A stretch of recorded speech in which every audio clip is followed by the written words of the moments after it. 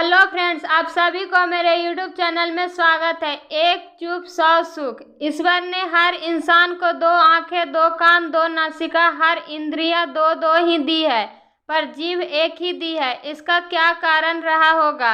इस कहानी में आपको इसका जवाब मिल जाएगा। एक मछली मार कांटा डाले तालाब के किनारे बैठा हुआ था। काफी समय हो गया, पर फिर भी उसके कांटे में कोई मछली नहीं फंसी और न ही कोई हलचल हुई। वह सोचने लगा कि कहीं ऐसा तो नहीं कि मैंने कांटा गलत जगह पर डाला है, जहाँ कोई मछली ही ना हो। उसने तालाब में झांका तो देखा कि उसके कांटे के अगल बगल आसपास तो बहुत सी मछलियाँ थी। उसे बहुत आश्चर्य हुआ कि इतनी मछलियाँ होने के बाद भी कोई मछली फंसी नहीं। क्यों? एक राहगीर ने जब यह नज़ारा देखा तो उसने मछली मार से कहा, लगता है भैया आप यहाँ पर मछली पकड़ने के लिए बहुत दिनों बाद आए हैं। भैया, क्या आपको पता नहीं है कि अब इस तालाब की मछलियाँ कांटे में नहीं फंसती? मछली मार ने बड़ी हैरानी के साथ पूछा, क्यों?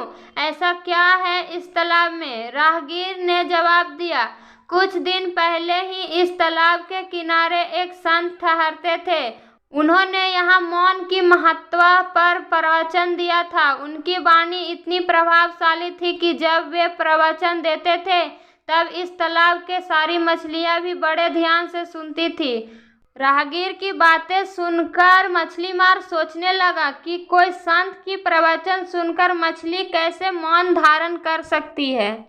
उस राहगीर ने आगे कहा कि ये उनके प्रवचन का ही असर है कि उसके बाद जब भी कोई इन्हें फंसाने के लिए कांटा डालकर बैठता है तो यह मौन धारण कर लेती है। जब मछली मुंह खोलेगी ही नहीं तो कांटे में फंसेगी कैसे? इसलिए बेहतर यही होगा कि आप किसी और जगह पर जाकर कांटा डालो। ईश्वर ने हर इंसान को दो आंखें, दो कान, दो नासिका और हर इंद्रियां दो दो ही दी है, पर जीभ एक ही दी। इसका क्या कारण रहा होगा? क्योंकि यह एक ही अनोखा भयंकर परिस्थितियां पैदा करने के लिए पर्याप्त है।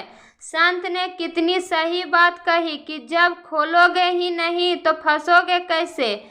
अगर इंद्रिया पर संयम करना चाहते हो तो इस जीभ पर नियंत्रण कर लो, बाकी सब इंद्रियां स्वयं नियंत्रित रहेगी। यह बात हमें भी अपने जीवन में उतार लेनी चाहिए। कई बार व्यक्ति के अनुचित या व्यर्थ बोल से बनते काम भी बिगड़ जाते हैं। जीवन भर के लिए रिश्तों में कड़वाहट पैदा हो जाती है, उसका समाज में यश गिर जाता है। वर्तमान में देखें तो बहुत सी समस्याएं का कारण ज़्यादा बोलना या अनुचित बोलना ही है। ईश्वर कहते हैं कि कम बोलो, धीरे बोलो और मीठा बोलो। हमारी मीठी वाणी से बिगड़ते काम भी बन जाते हैं, लोगों की दुआओं के पात्र बन जाते हैं। वाणी से हमारे व्यक्तित्व की पहचान होती है। जिस व्यक्ति का व्यक्तित्व जितना गंभीर गुणों से भरपूर होता है, उसकी वाणी में उतनी ही विनम्रता होती है। विनम्रता पूर्वक व्यवहार हमारे चरित्र को ऊंचा बनाता है, समाज में सम्मान दिलाता है। कई बार ना बोलना भी उचित होता है। दोस्तों, हमें कभी भी कहीं भी ऊंचा नहीं बोलना चाहिए, अपशब्द नहीं बोलना चाहिए और सोच समझकर ही बोलना चाहिए। अगर आपको हमारी स्टोरी एक चुप सौ सुख अच्छी लगी हो तो लाइक करें, शेयर करें और कमेंट में बताएं कि स्टोरी कैसी लगी। ऐसे और स्टोरी के लिए हमारे चैनल को सब्सक्राइब करें।